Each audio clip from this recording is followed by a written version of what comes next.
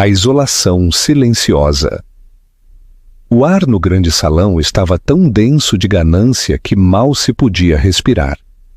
Quando o patriarca bilionário Dom Horácio Albuquerque faleceu, sua família se reuniu como abutres em trajes de alta costura, prontos para desmembrar o império.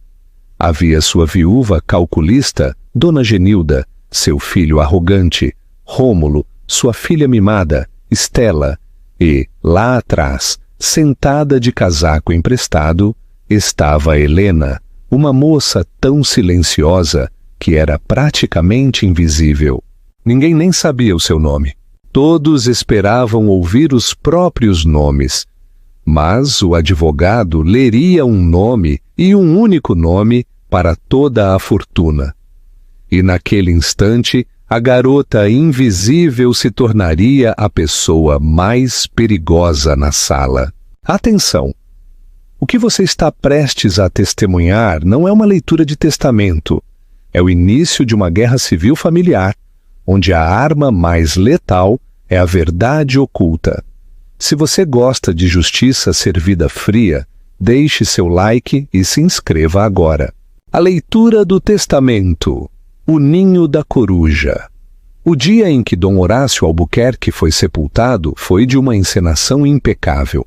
O sol, como se programado, recusou-se a brilhar, lançando uma fria penumbra sobre os vastos jardins da fazenda, o Ninho da Coruja, nas colinas de Gramado, Rio Grande do Sul. A casa em si, um monólito gótico de pedra cinza e era preta, parecia exalar um suspiro de alívio. Seu senhor, um homem que havia governado sua família e sua corporação global com o mesmo punho de ferro, finalmente havia partido. Lá dentro, a família se reuniu na grande biblioteca, um cômodo projetado não para leitura, mas para intimidar.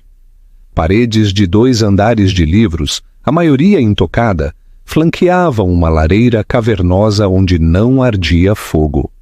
O ar estava gélido, pesado com o aroma de lírios brancos e dinheiro antigo.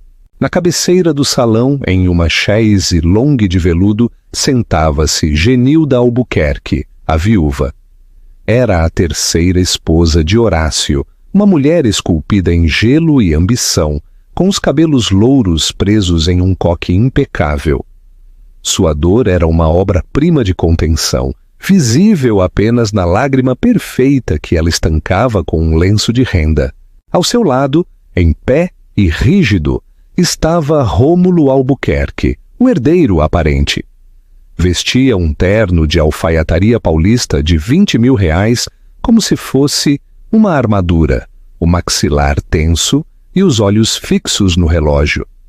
Ele não estava de luto. Estava esperando uma coroação. Passeando com impaciência perto das janelas açoitadas pela chuva, estava Estela Albuquerque, nervosa e furiosa. Quanto tempo isso vai levar? Sussurrou para o marido Davi, um homem cuja espinha dorsal parecia ter sido removida cirurgicamente para dar espaço à ambição da esposa. Tenho uma prova de roupa às 4? Isso é mórbido. O advogado da família, o Dr. Álvaro Reis, entrou. Era um homem pequeno e seco, a única pessoa na sala que parecia genuinamente triste. Carregava uma única maleta de couro desgastada. "E todos estiverem presentes?" começou Reis, sua voz um tênue contraponto à opulência do salão. "Estamos", retrucou Rômulo. "Prossiga." "Há mais uma pessoa", corrigiu Reis ajeitando os óculos. A família se virou. Pela primeira vez eles anotaram. Em uma cadeira pequena e dura perto da porta, apequenada por uma estátua de um deus romano, sentava-se uma jovem. Não devia ter mais de 24 anos. Seu casaco era de lã simples e surrada. Seus cabelos castanhos acinzentados estavam presos em um rabo de cavalo simples, e suas mãos estavam apertadas com tanta força no colo que estavam brancas. Ela parecia um rato de campo que havia se esgueirado para um ninho de cobras. Os olhos de Genilda se semicerraram. "E você é?" A voz da moça era apenas um sussurro. "Helena." Helena Vargas, o Dr. Reis me enviou um convite.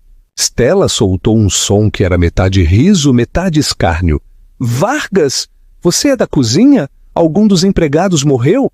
Não é, interrompeu Reis, sua voz subitamente firme. A senhorita Vargas foi especificamente nomeada pelo Sr. Albuquerque como uma assistente necessária. Essa simples declaração enviou uma onda de confusão pela sala. Rômulo a avaliou fazendo um cálculo rápido e frio. Uma ex-assistente? Uma enfermeira? Uma amante? Descartou a última opção. Ela era muito simples. Ele a catalogou como irrelevante e se virou para Reis. Álvaro, meu pai tinha excentricidades. Sem dúvida ele deixou para esta moça sua coleção de selos antiga. Vamos passar a herança real. Como desejar, anuiu o Dr. Reis. Ele abriu sua maleta. A sala caiu em um silêncio predatório. O único som era o farfalhar do papel grosso e importante. Helena Vargas apertou-se ainda mais contra a cadeira, o coração batendo forte no peito. Ela não tinha ideia do porquê estava ali. Seu avô, Tomás, só havia falado sobre o pai dele, Horácio Albuquerque, uma vez, com uma amargura que a assustara. Tomás havia morrido na pobreza e Helena havia passado a vida como bibliotecária, vivendo do salário invisível. Ela só havia conhecido Horácio Albuquerque uma única vez, um encontro estranho e breve em sua pequena biblioteca há 6 meses. Começaremos, disse Reis, com os legados menores. O testamento começou, como esperado, com uma série de grandes gestos que eram, para os Albuquerque, meras migalhas. A minha esposa, Genilda Albuquerque, leu Reis. Deixo a cobertura na Avenida Atlântica e seu conteúdo, bem como as propriedades adjacentes em Angra dos Reis e na Chapada dos Veadeiros, a serem mantidas pela fortuna durante a sua vida. Os lábios de Genilda se contraíram. Durante a sua vida? Ela não podia vendê-las. Uma gaiola de ouro. Ela apertou os nós dos dedos contra a chaise longue. A minha filha, Stella Albuquerque, continuou Reis. Deixo seu fundo fiduciário atual duplicado e minha coleção completa de arte moderna, avaliada em aproximadamente 40 milhões de reais. Stella se animou. Depois franziu o senho. Isso é tudo? A arte? O que eu devo fazer? Vender? É um pesadelo de logística. E ao meu filho, Rômulo Albuquerque? Rômulo inclinou-se para a frente. Estas eram as chaves do reino. Deixo minha coleção particular de relógios, meu Opala Commodoro clássico e um único legado final de 50 milhões de reais livres de impostos. O silêncio na sala não era mais silêncio, era um vácuo. O rosto de Rômulo, geralmente uma máscara de arrogante compostura, começou a tremer. Álvaro, leia isso de novo. Um único legado final de 50 milhões de reais, repetiu Reis, sem levantar os olhos. Isso é um erro de arredondamento, sibilou Rômulo, sua voz perigosamente baixa. Isso é um insulto. Onde está a companhia? Onde estão as ações de controle? Onde está todo o resto? Genilda se endireitou, sua fria compostura se esfacelando. Álvaro, pare com esse jogo, este é um testamento preliminar. Onde está o testamento real? Este é o último testamento certificado e totalmente executado de Dom Horácio Albuquerque, assinado 2 meses antes de sua morte, declarou Reis, sua voz inexpressiva. Ele estava em sã consciência, e a assinatura foi testemunhada por 3 sócios independentes do meu escritório. Então leia o resto, rugiu Rômulo. Quem fica com a fortuna? Quem fica com a Albuquerque Global? O Dr. Reis virou uma página. Olhou pela primeira vez, não para a família, mas para a pequena mulher aterrorizada perto da porta. Helena Vargas sentiu a mudança. Cada olho na sala, frio, furioso, confuso, estava sobre ela. Ela sentiu náuseas. Quanto ao remanescente da minha fortuna, leu Reis, sua voz clara e projetada, que inclui, mas não se limita à propriedade, o ninho da coruja e todos os seus terrenos, o portfólio imobiliário internacional, todos os ativos líquidos e ilíquidos não nomeados previamente, e minha participação de controle de 51% na Albuquerque Global Corporation. Ele fez uma pausa, deixando o peso das palavras se assentar. Eu o lego em sua totalidade à senhorita Helena Vargas. Se uma bomba tivesse explodido, teria sido mais silencioso. Stella deixou cair sua taça de champanhe. Estilhaçou-se no chão de mármore, o som como um tiro. Davi, seu marido, realmente cambaleou para trás. Genilda simplesmente congelou, seu rosto uma máscara de horror total e incompreensível.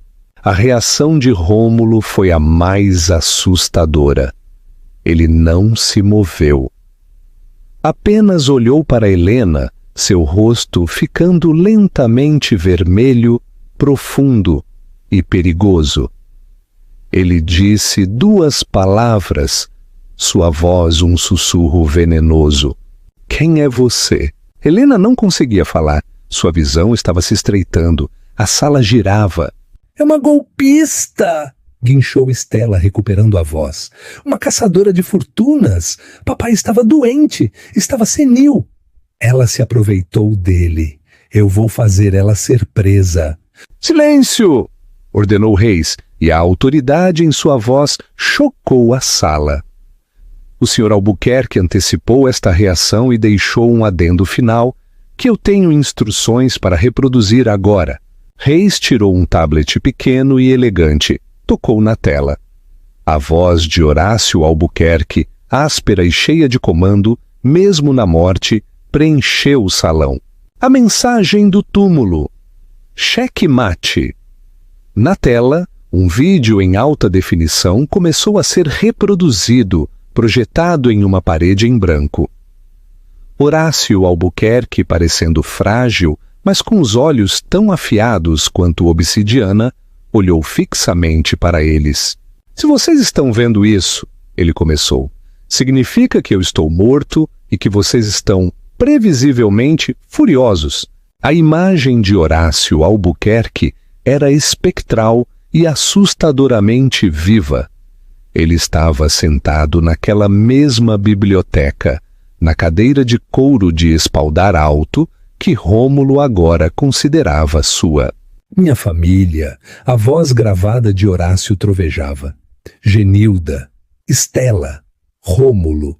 Por 20 anos vocês me viram como nada mais do que um cofre, uma máquina para gerar a riqueza que vocês tanto anseiam, mas que não entendem. Ele desviou ligeiramente o olhar, como se olhasse além da câmera.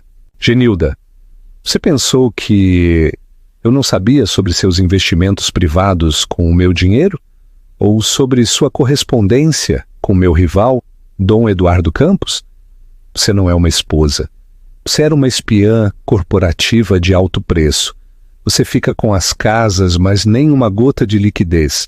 Tente pagar sua designer de alta costura com pisos de mármore. O rosto de Genilda não era mais gelo, era pedra. Stella, continuou Horácio. Minha filha, você gastou 300 mil reais no mês passado no que chamou de um jantar de caridade. Meus contadores descobriram que 90% desse dinheiro foi para o buffet e seu vestido. Você tem todo o brilho de um diamante e toda a sua dureza. A arte é sua, mas você verá que eu anexei uma cláusula. Ela nunca poderá ser vendida, apenas doada. Aproveite suas lindas paredes. Stella soltou um suspiro de dor, como se tivesse sido atingida fisicamente. Finalmente, o olhar de Horácio pousou no centro da sala, exatamente onde estava Rômulo. E Rômulo, meu filho, meu herdeiro? Você pensou que eu era um velho tolo? Pensou que eu não vi seu projeto Hyperion? Você não apenas falhou, Rômulo. Você alavancou o fundo de pensão da companhia para cobrir suas apostas desastrosas no mercado de Singapura. Você não apenas perdeu dinheiro, você roubou meus funcionários, você é impulsivo, você é arrogante e você é, acima de tudo, um tolo.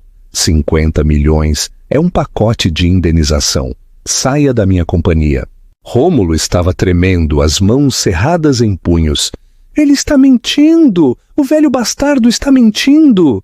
Ele não está, disse Reis em voz baixa. A auditoria que realizei confirmou as perdas do Hyperion.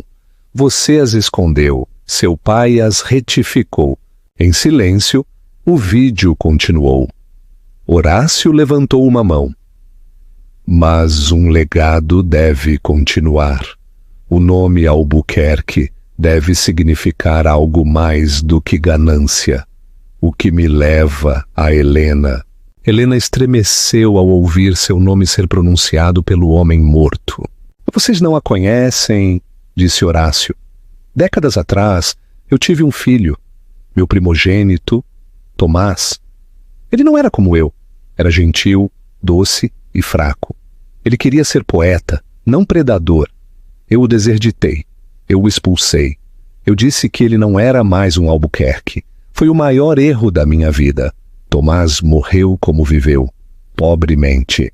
A expressão de ferro de Horácio vacilou por apenas um segundo.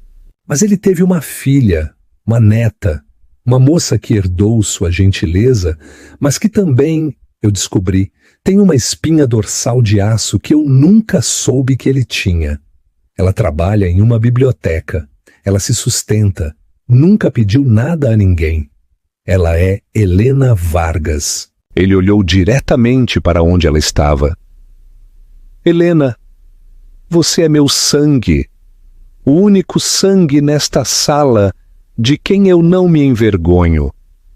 Você é a última Albuquerque verdadeira. E por isso, eu dou tudo a você. Helena soluçava silenciosamente com as mãos sobre a boca. Mas a voz de Horácio endureceu. Eu não sou um sentimental. Isto não é um presente. É um teste. Reis pausou o vídeo e voltou aos seus papéis. Olha aqui reside a estipulação. A família, desmoralizada e enfurecida, voltou a prestar atenção. Uma oportunidade. Para herdar integralmente, leu Reis, a senhorita Helena Vargas deve cumprir duas condições por um período de exatamente 1 ano. Primeiro, ela deve assumir o papel de CEO da Albuquerque Global, e a companhia deve manter ou superar sua lucratividade atual ao final do ano fiscal. Segundo, ela deve residir em tempo integral na fazenda O Ninho da Coruja. E qualquer condição falhar, continuou Reis, sua voz pesada, se a companhia perder dinheiro, ou se ela abandonar a fazenda por mais de 24 horas, a herança completa, incluindo os legados para Genilda, Estela e Rômulo, será imediatamente liquidada e doada integralmente à Fundação Horácio Albuquerque para, como ele diz, a preservação de répteis ameaçados de extinção. A implicação era horrível. Eles estavam presos. Helena estava presa com eles. E eles estavam presos com ela. Se eles a expulsassem, perderiam tudo. Se ela falhasse, perderiam tudo. Dom Horácio Albuquerque de Além-Túmulo acabara de trancar sua família em uma jaula com o rato a quem ele acabara de dar todo o queijo. O vídeo na parede voltou a clicar. Horácio sorriu, um sorriso fino e frio.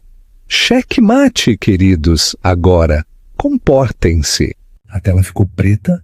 Chamada para ação de CTA. O que você faria se fosse Helena?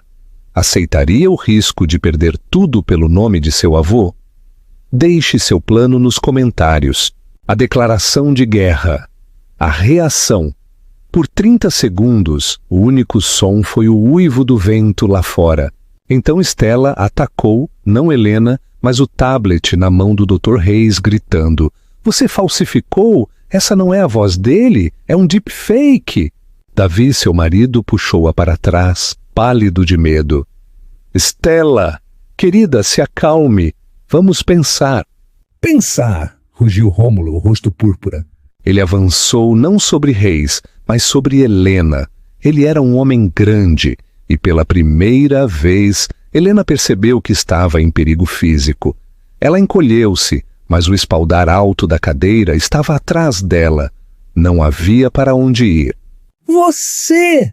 Ele bramiu, cravando um dedo tão perto do rosto dela que ela podia cheirar o uísque caro em seu hálito. Você, sua pequena ninguém? Você pensa que pode simplesmente entrar aqui? Esta é a minha casa, esta é a minha companhia. Rômulo, pare! Ordenou Genilda, sua voz como um chicote. Ele parou. Ela se levantou da chaise longue, uma visão de fúria fria, e caminhou lentamente em direção a Helena, circulando-a como um tubarão. Doutor Reis, disse Genilda, sua voz letalmente doce. Isso é claro uma farsa, um caso claro de influência indevida. Meu marido estava gravemente doente, sob um coquetel de medicamentos. Esta criatura, ela gesticulou para Helena, claramente o manipulou. Eu só o conheci uma vez, sussurrou Helena, sua voz tremendo. Na biblioteca. Foi há 6 meses, apenas por alguns minutos. Uma história provável, gritou Estela. Ela está tramando isso há anos. Ela provavelmente é uma filha bastarda dele. Um último segredo nojento. Ela é legalmente sua neta, senhorita Albuquerque, disse Reis, cansado. O teste de paternidade e a linha de sucessão revisada estão arquivados no tribunal. Genilda o ignorou. Ela se inclinou, o rosto a centímetros do de Helena. Seu perfume era avassalador, um aroma caro e penetrante.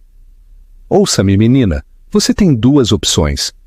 Você pode assinar um documento agora mesmo renunciando à herança, pelo qual lhe daremos, digamos, R$1 milhão, o suficiente para você desaparecer. E se eu não o fizer? Helena conseguiu perguntar, sentindo que seu coração ia explodir. Se você não o fizer, rosnou Rômulo, nós arrastaremos seu nome por todos os bueiros deste país. Encontraremos cada esqueleto no seu patético armário. Provaremos no tribunal que você é louca, ou incompetente, ou uma golpista. Amarramos esta fortuna em litígios por tanto tempo que, quando terminar, você estará tão velha quanto ele. Você não verá 1 centavo. Você será destruída. A ameaça pairou no ar, absoluta e sufocante. Helena olhou para os rostos deles. Rômulo, pulsando de raiva. Estela, vibrando de despeito. Genilda, uma máscara de ódio aristocrático. Esta era a família dele. Ela pensou em seu avô, Tomás, vivendo em um apartamento de 1 quarto. Morrendo de uma doença evitável porque não podia pagar por um cuidado melhor. Ela pensou em sua própria vida, uma existência tranquila, de contas vencidas e sonhos pequenos e solitários. Horácio Albuquerque não apenas lhe havia dado uma fortuna, ele lhe havia dado uma espada. Seu terror, um oceano frio e inundante, começou a recuar. Em seu lugar, algo mais piscou. Uma raiva fria e dura que ela nunca soube que possuía. A fúria Albuquerque. Ela se levantou.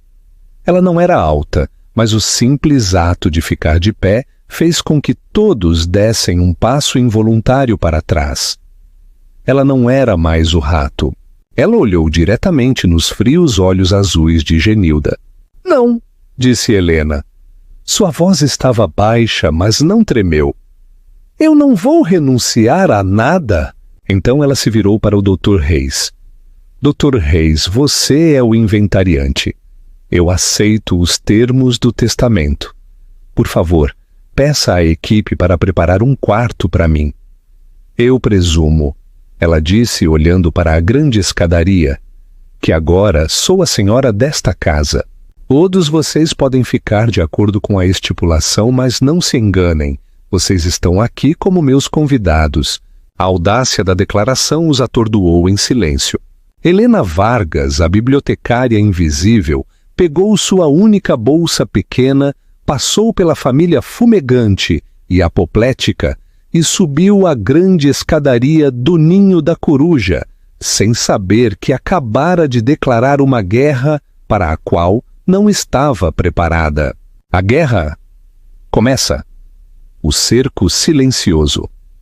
As primeiras 48 horas. A guerra psicológica, no Ninho da Coruja, foi uma campanha de atritos. O quarto que a equipe preparou para Helena foi, é claro, o menor e mais frio da ala de hóspedes. A lareira estava teimosamente quebrada. Quando ela pediu chá, ele chegou 1 hora depois e morno. A equipe, cuja lealdade era um ativo que Genilda vinha cultivando há anos, a ignorava sutilmente. Eles não a desobedeciam, apenas demoravam, mal interpretavam, convenientemente esqueciam seus pedidos. Genilda, Rômulo e Estela se reuniram na sala de jantar formal. Suas vozes eram altas, suas risadas agudas e cruéis. Helena não foi convidada. Ela comeu um sanduíche amanhecido da cozinha, sozinha em seu quarto frio. Ela não dormiu. Sentou-se perto da janela, observando a chuva, e pela primeira vez realmente compreendeu o velho. Ele não apenas lhe havia dado uma herança. Ele lhe havia dado um teste de sobrevivência. Na manhã seguinte, ela se vestiu com seu único conjunto decente, uma saia preta simples e uma blusa branca. Ela foi até a garagem, um showroom de carros de luxo. Ela encontrou o carro prático de Horácio, modesto para ele, um sedã premium preto. Ela encontrou as chaves e dirigiu-se para a sede da Albuquerque Global, a emboscada no escritório. O edifício era uma lança de vidro preto no coração do distrito financeiro de São Paulo. Quando ela entrou, o segurança tentou direcioná-la para a entrada da agência de trabalho temporário. Eu vim ver... Bem, eu sou Helena Vargas. O nome não significava nada para ele. Eu sou a nova CEO. A incredulidade do guarda foi quase cômica. Ele fez uma ligação. Momentos depois, um homem bem apessoado e bem vestido aproximou-se do lobby. Ele irradiava uma aura de charme não confiável. Senhorita Vargas, eu sou Júlio Torres, o diretor financeiro. Ele apertou a mão dela. Seu aperto era muito firme, seu sorriso muito largo. Era o homem de Rômulo. Ela soube instantaneamente. Todos nós ficamos muito surpresos ao ouvir os arranjos finais tão criativos do Sr. Albuquerque, disse Júlio, conduzindo-a ao elevador executivo. Rômulo falou muito bem de você. Ele a levou para o andar mais alto. O escritório do CEO era do tamanho de seu antigo apartamento. Uma parede de vidro dava para a cidade. Era intimidador, estéril e esmagadoramente masculino. É muita coisa para absorver, disse Júlio casualmente apoiado na enorme mesa. O mercado está volátil. Temos a finalização da fusão do projeto Hyperion. Coisas muito complexas. Mas não se preocupe, Rômulo e eu temos tudo sob controle. Você apenas se aclimatize, tire um tempo. Nós cuidaremos do dia a dia. A isca estava sendo oferecida condescendentemente, preparando-a para ser uma figura de proa, uma prisioneira no escritório de canto. Obrigada, Júlio, disse Helena com a voz suave. Mas eu gostaria de ver os relatórios financeiros, todos eles dos últimos 2 trimestres, e os arquivos do Hyperion, e os relatórios sobre os projetos fracassados do meu pai. O sorriso de Júlio se apertou. Senhorita Vargas, esses são documentos muito complexos. Talvez possamos resumir uma apresentação para você. Agora, por favor, ela disse. E eu também precisarei de uma nova assistente executiva. Notei que a que está lá fora é a de Rômulo. A máscara de Júlio escorregou. Isso não é realmente... Eu sou a CEO, afirmou Helena. É assim que funciona, não é? Ele a encarou, reavaliando-a. Esta não era a garota tímida de quem haviam falado. Claro, eu cuidarei disso. Ele saiu. Helena ficou sozinha. Ela afundou na enorme poltrona de couro. Era muito grande para ela. Ela se sentia como uma criança. O que estou fazendo? Eu sou bibliotecária. Eu catalogo livros. Eu não dirijo uma corporação multibilionária. Uma batida suave soou na porta. Uma mulher mais velha, com um coque severo, de cabelos grisalhos e olhos agudos e inteligentes, entrou. Ela carregava uma pilha de arquivos.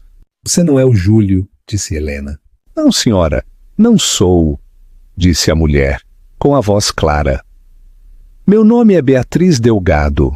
Eu fui a assistente executiva pessoal do Sr. Albuquerque por 30 anos, antes que, bem, a senhora Genilda e o Sr. Rômulo me reatribuíssem para os arquivos há 2 meses. Helena se endireitou. Por que a senhora está aqui? O doutor Reis me instruiu a trazer os relatórios resumidos, aqueles que damos aos acionistas, disse a sonítil senhora Delgado, colocando-os na mesa. Ele também me instruiu a dizer que os arquivos reais estão na impressora. Ela fez uma pausa. Então enfiou a mão em seu modesto blazer e tirou uma única chave mestra antiga e ornamentada. No entanto, continuou a senhora Delgado, sua expressão ilegível, Dom Horácio me deu isto no dia anterior à morte dele. Ele disse, quando o sangue novo chegar, dê isso a ela.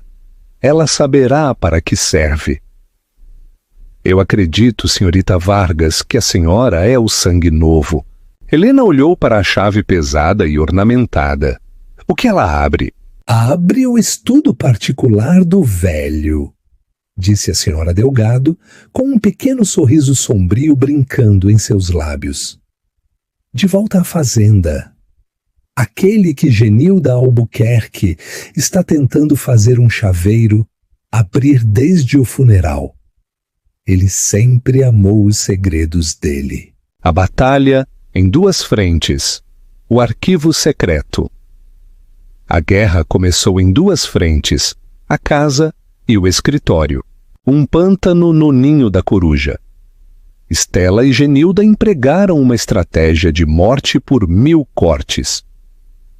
As roupas de Helena, enviadas de seu antigo apartamento, foram acidentalmente doadas para uma coleta de caridade. Uma ligação de negócios vital em que ela estava foi acidentalmente desconectada por uma empregada desajeitada. Estela fez questão de dar festas barulhentas e desagradáveis que duravam até às 4 da manhã, enchendo a casa com socialites vazios que olhavam para Helena como se ela fosse um animal de zoológico exótico e mal vestido. É ela, sibilavam alto o suficiente.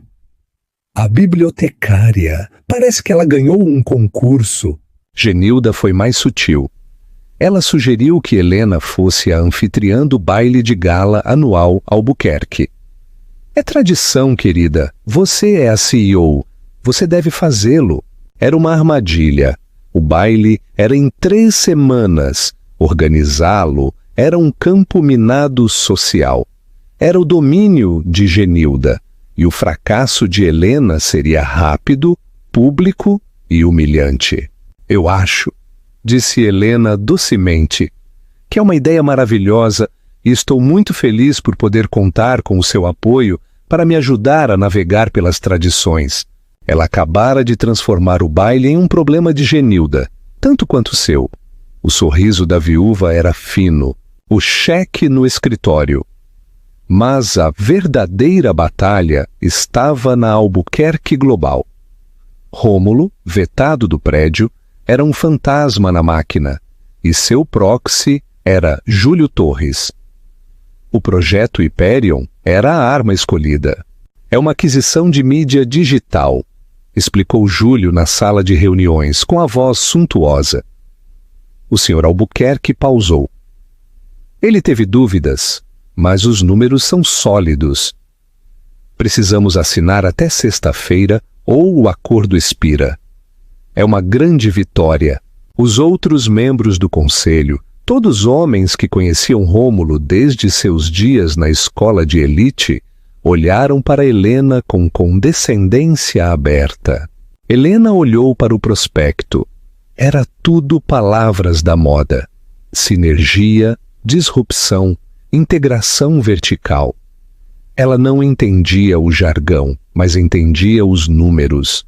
E os números que ela estava vendo pareciam bons demais.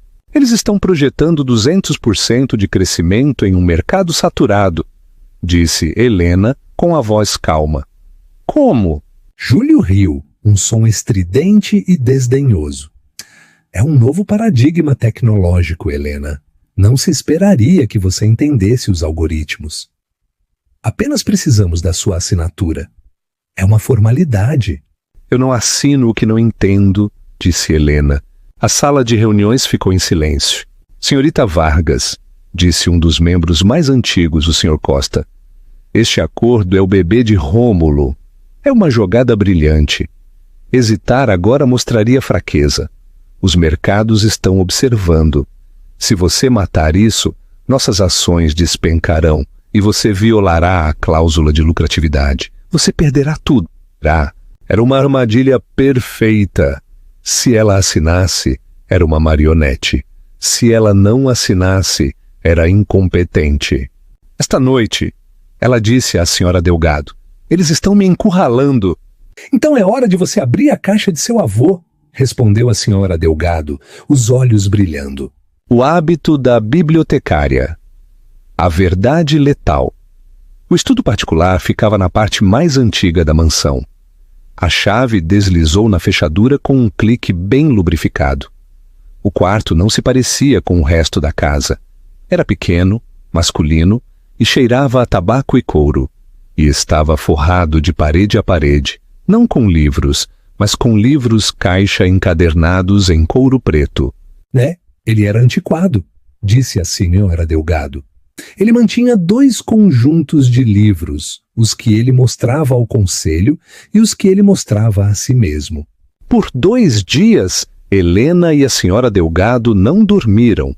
Helena, a bibliotecária, a arquivista, estava em seu elemento.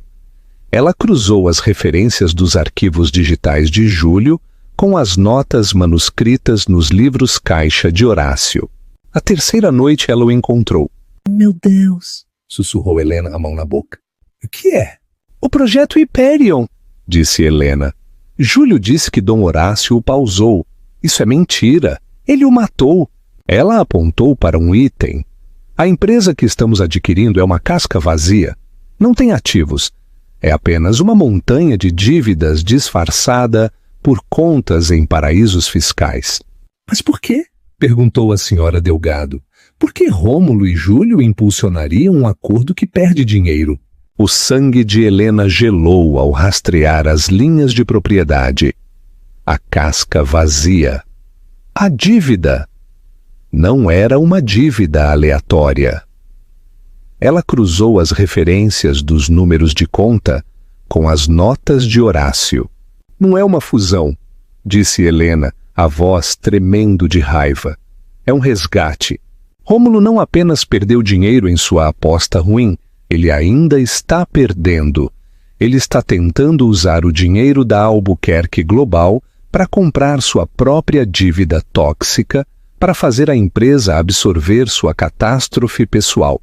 Se ela assinasse, a Albuquerque Global absorveria uma perda de 500 milhões de reais. As ações entrariam em colapso. Ela seria derrubada, a herança anulada. E no caos resultante, Rômulo pediria ao conselho para ser reinstalado, para salvar a companhia que ele acabara de destruir. Ele não está apenas tentando me fazer falhar. percebeu Helena.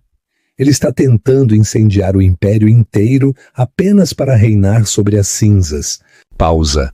A história está pegando fogo! O que Helena fará com a prova de que seu primo é um criminoso e um traidor?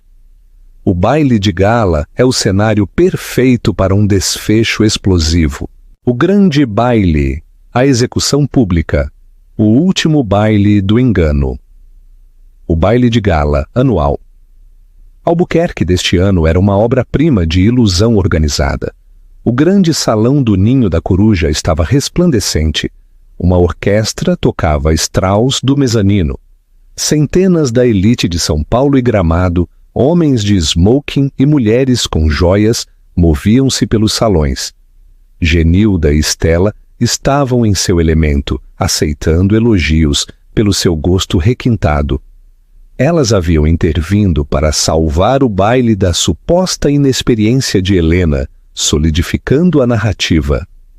Helena era uma intrusa inútil, uma criança brincando de se vestir na casa de um morto. Helena sentia-se um fantasma em sua própria festa. Ela havia optado por um vestido de veludo azul meia-noite simples, elegante, mas discreto. Os sussurros a seguiam. É ela! Sibilou uma mulher. A bibliotecária! Ela parece aterrorizada. Você a imagina dirigindo uma companhia? Eles estão todos me observando, sussurrou Helena para Beatriz Delgado, que gerenciava a lista de convidados com precisão militar. Claro que estão, senhorita Vargas, disse Beatriz, sem ser cruel. A senhora é o enigma. A senhora é quem tem todo o poder. Eles estão aterrorizados com a senhora e desesperados para que fale.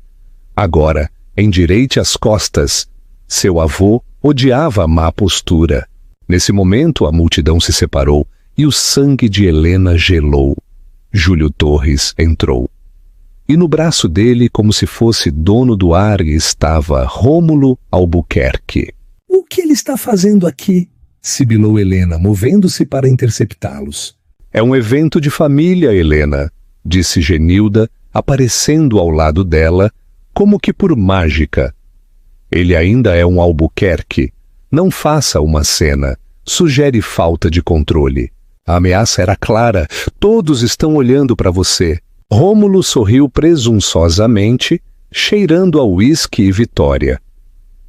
Aproveitando a festa, CEO? Ele disse usando o título como um insulto. Que pena que é seu último grande dia amanhã. A assinatura do Hyperion. 10 da manhã. Não se atrase. Eu estarei lá, disse Helena. Sua voz tensa. Estou ansiosa. Claro que estará. Ele riu, inclinando-se. Você não tem escolha. Você assina os papéis. Você se torna a marionete. Você não assina. O conselho vota a desconfiança. As ações despencam e você viola a cláusula de lucratividade. De qualquer forma, você perde. É uma armadilha lindamente projetada, se me permite dizer. E eu permito. Helena se afastou, sentindo que seu coração batia tão forte que poderia quebrar uma costela. Ela estava presa. Ela tinha a prova dos livros caixa, mas era apenas a palavra dela contra a de Júlio. O conselho eram capangas de Rômulo. Eles a chamariam de histérica, uma garota paranoica. Ela afundou em um banco na biblioteca. O som da valsa distante zombava dela. Ela havia falhado no teste de seu avô. O último segredo, o assassinato. E se eu tiver perdido algo? Pensou Helena. Ela não era uma CEO. Ela era uma bibliotecária, uma pesquisadora. Ela lia as entrelinhas. Ela correu escada acima para o estudo particular de Horácio. Na escuridão, ela usou a lanterna de seu telefone. Os livros caixa estavam abertos. Ela voltou para o último, o do mês em que ele morreu. A caligrafia dele, geralmente tão forte, estava trêmula. Ela havia se concentrado tanto na fraude de Rômulo que não havia lido o final. Seus olhos pousaram na última página. Entrada: 10 de outubro. Rômulo confirmou as perdas do Hyperion. Ele implorou. Ameaçou. Ele não percebe. Ele não é apenas um tolo, é um criminoso. Ele traiu o nome. Entrada: 12 de outubro. Falei com Álvaro Reis. Mudei o testamento. Deve ser Helena. Ela é a única. Ela tem o coração de Tomás. Mas eu vejo meu fogo nos olhos dela. Ela precisará dele. Ela é a última Albuquerque verdadeira. Os olhos de Helena se encheram de lágrimas. Ele acreditava nela. Então ela viu a entrada final. Algumas linhas escritas no rodapé de uma página datada de 14 de outubro, o dia anterior ao seu fatídico ataque cardíaco. Entrada: 14 de outubro. Ele sabe. Eduardo sabe o que eu fiz. Ele sabe por Genilda. Ela tem o ajudado o tempo todo. Meu rival, minha esposa, ela me deu a nova medicação. Meus comprimidos habituais sumiram. Isso novo me deixa tonto. Meu peito está apertado. Sinto frio. Se algo acontecer... A caneta escorregou da página. Helena parou de respirar. O ar no quarto era como gelo. Não foi um ataque cardíaco. Não foi um acidente. Não foi apenas sabotagem corporativa. Foi um assassinato. Ela arrancou a página do livro-caixa. Suas mãos não tremiam mais. A raiva, branca e clarificadora, havia queimado o terror. Ela correu escada abaixo para a festa. Encontrou Beatriz Delgado perto da escada principal. Beatriz, disse Helena, a voz baixa e urgente. Beatriz viu o rosto dela e sua calma profissional vacilou. Senhorita Vargas, o que houve? Você está pálida. Ligue para o Dr. Reis. Diga-lhe para vir aqui agora. E ligue para a polícia. Não para a delegacia local. Ligue para a Polícia Civil. Diga a eles. Diga que eu tenho provas sobre a morte de Dom Horácio Albuquerque. Os olhos de Beatriz se arregalaram. Ela anuiu e se dirigiu para uma linha privada. Helena se virou e encarou o salão de baile. A música estava chegando a um crescendo. Rômulo e Genilda estavam juntos perto da lareira, rindo. Eles pareciam poderosos e intocáveis. Helena caminhou até o maestro, colocou a mão no púlpito. Pare! A música morreu com um guincho de violinos. 1000 olhos se voltaram para ela. Helena, o que significa isso? Sibilou Genilda, um sorriso congelado. Helena caminhou para o centro do salão. Ela estava tremendo, não de medo, mas de fúria. Boa noite a todos. A voz de Helena, amplificada pelo microfone, ecoou pelo vasto salão. Todos vocês conheceram Horácio Albuquerque. Conheceram-no como um titã. Ela olhou diretamente para Rômulo e Genilda. Mas vocês não sabiam a verdade. Vocês estão aqui esta noite para celebrar o legado dele, mas eu estou aqui para lhes dizer como ele acabou. Helena, pare com essa tolice imediatamente, gritou Rômulo, movendo-se em direção a ela. Fique onde está. A voz de Helena estalou como um chicote, uma ordem tão absoluta que ele recuou fisicamente. Ou farei minha segurança removê-lo. Todos me conhecem como a herdeira surpresa, continuou Helena, sua voz ganhando força. A família tem me pintado como uma tola, uma bibliotecária incompetente. Eles têm esperado que eu fale. Ela ergueu a página do livro-caixa. Eles têm contado com isso. De fato, neste exato momento, Júlio Torres e Rômulo Albuquerque estão tentando me forçar a assinar o projeto Hyperion, um acordo que usaria os fundos da companhia para encobrir a fraude criminal pessoal de Rômulo, no valor de 500 milhões de reais. A multidão ofegou. Júlio Torres começou a se esgueirar em direção à porta. Mas esse não é o segredo real, disse Helena, sua voz rachando com uma frieza furiosa. Eu me perguntei por que meu avô me daria tudo, Pensei que era porque eles eram gananciosos e incompetentes. Eu estava errada. Foi porque ele estava com medo. Ela olhou nos olhos de Genilda, cujo rosto era uma máscara de pedra. Ele sabia que eles não eram apenas capazes de roubar. Ele sabia que eram capazes de assassinato. O salão de baile explodiu em um rugido de horror. Você está mentindo! Gritou Stella. É uma falsificação! É mesmo? A voz de Helena cortou o barulho. Aqui eu tenho o diário particular de Dom Horácio Albuquerque. Sua última entrada, escrita no dia anterior à sua morte. Ela detalha como sua esposa, Genilda, em conluio com seu filho, Rômulo, lhe deu novos comprimidos. Ela segurou o papel. Ele escreveu: meu peito está apertado, sinto frio. Se algo acontecer... Ele sabia que estavam matando ele. Naquele instante, como se convocadas pelas palavras, as portas principais do salão de baile se abriram. O Dr. Reis entrou, flanqueado por 2 policiais uniformizados e 2 detetives de rostos sombrios. O sangue drenou do rosto de Genilda. Rômulo se virou e começou a correr. Peguem-no! Gritou Helena. Um dos detetives imobilizou Rômulo antes que ele chegasse ao terraço. Genilda ficou congelada, sua taça de champanhe ainda na mão como uma estátua de gelo. Dona Genilda Albuquerque. Senhor Rômulo Albuquerque, disse o detetive, com a voz dura, enquanto algemavam Rômulo, que gritava. Vocês estão detidos sob suspeita de conspiração, fraude financeira e o assassinato de Dom Horácio Albuquerque. Enquanto algemavam Rômulo e uma Genilda completamente catatônica, toda a festa observava, horrorizada. Stella soltou um grito longo e desmaiou no chão de mármore.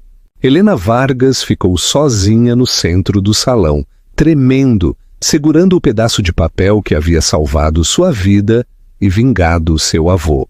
A garota invisível foi a única que permaneceu de pé. O epílogo. O legado continua.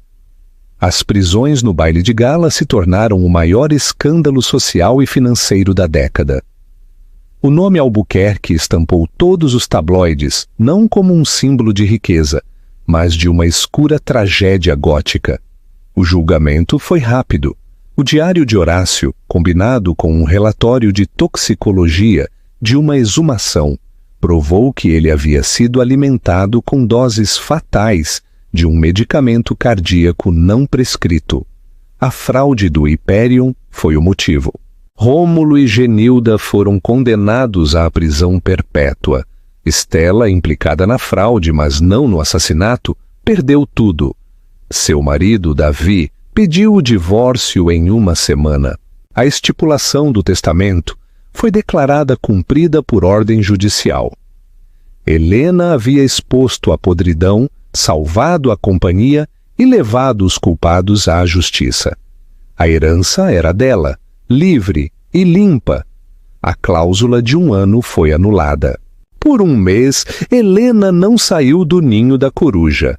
A casa não era mais uma prisão, mas uma fortaleza. Estava quieta.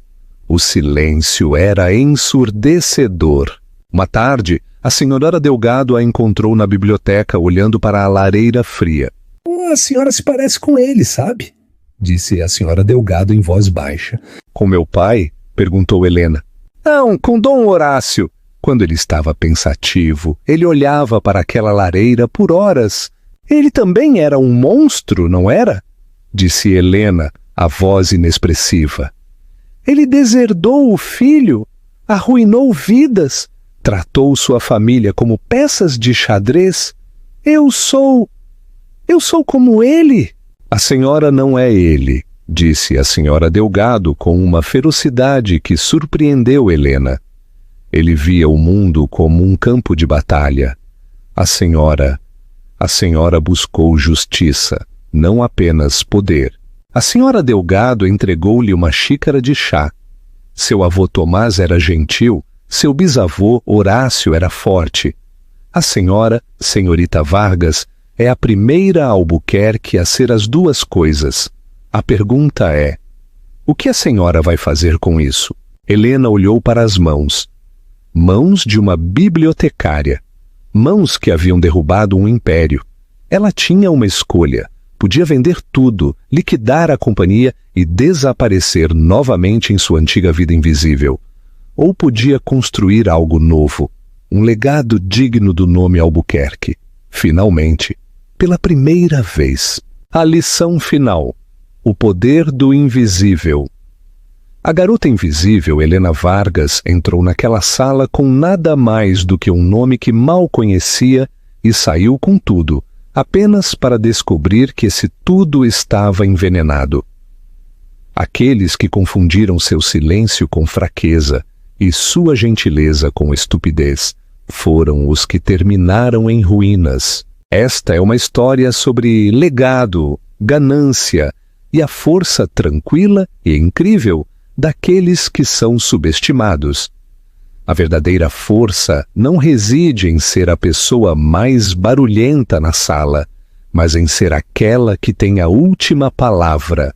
O bibliotecário sempre sabe onde encontrar a verdade.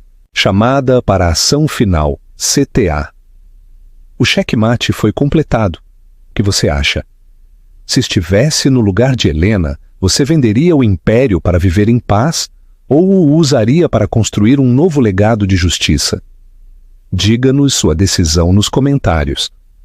Se você se emocionou com a força de Helena, deixe seu like neste vídeo e certifique-se de se inscrever para mais histórias de como a inteligência triunfa sobre a arrogância. Obrigada por ouvir.